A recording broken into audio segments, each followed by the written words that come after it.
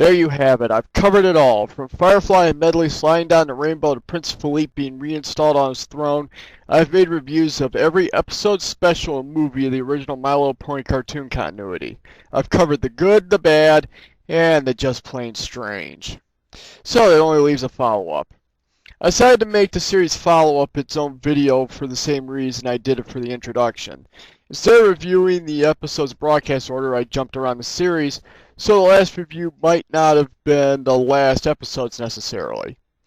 Anyway, I want to tie up a few loose ends and give this series a final summary as well as talk about some general information before finally leaving the series. First, I would like to make it clear that these reviews were never meant to be an unbiased or definitive look at the My Little Pony cartoon.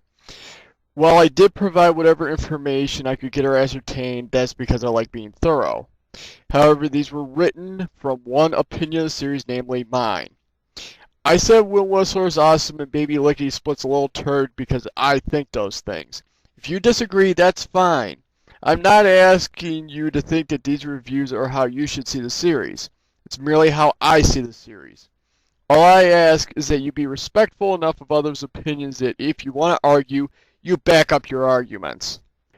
As for the ponies and their future beyond television, the television show might have come to an end in 1987, but the toy line was far from done.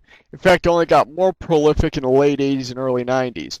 Printed media was also a major branch of the brand, with the United Kingdom produced comic running until 1993, and countless books were published over the entire life of Generation 1. This in fact brings us to Majesty, the Queen of the Ponies. While she never appeared in the specials, movie, or series, she was a frequent character in the comic and books mainly published in the UK. And she was a total psychopath. Some of her more notable exploits included turning some trolls into sea foam, turning a witch into a tree, painting over another witch with red paint, and even turning a goblin to stone while he's on his knees begging for mercy. She also kept an extensive library of books about the various terrors of Ponyland. And there were actually plans for Majesty to appear in the My Little Pony cartoon, but she was dropped probably because of A, they gave away her castle, and B, her being there would make it harder for Megan to be the uber wonderkind ordering the ponies around.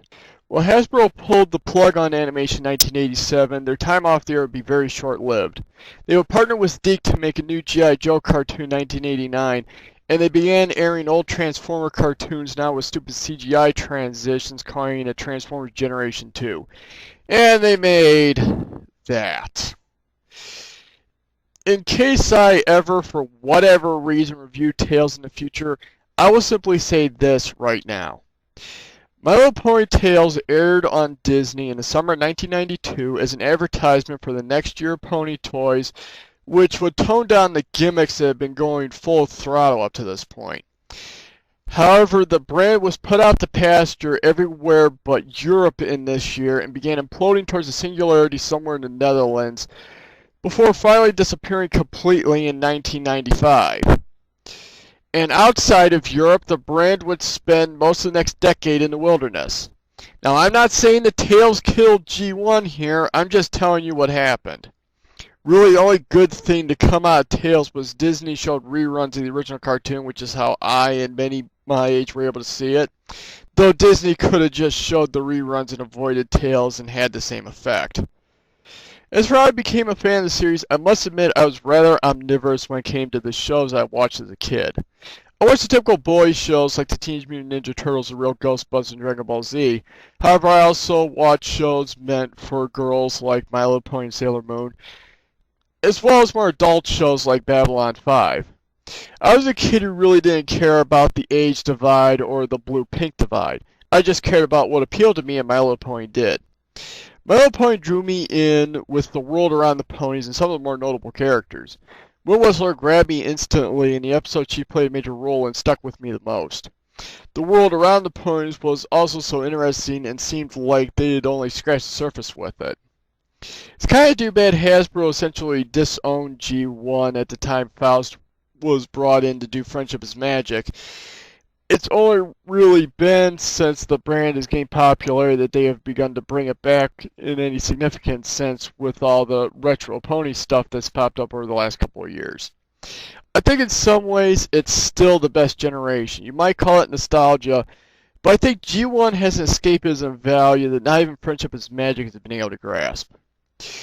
At the time I'm recording this, the original series is being sold on DVD in Australia and New Zealand.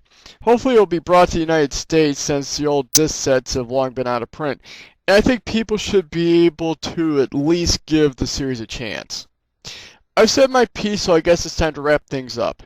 I thank you all for watching these reviews and hope you enjoyed this project. I now leave you with a montage of the 28 My Little Pony stories and ratings I've given them.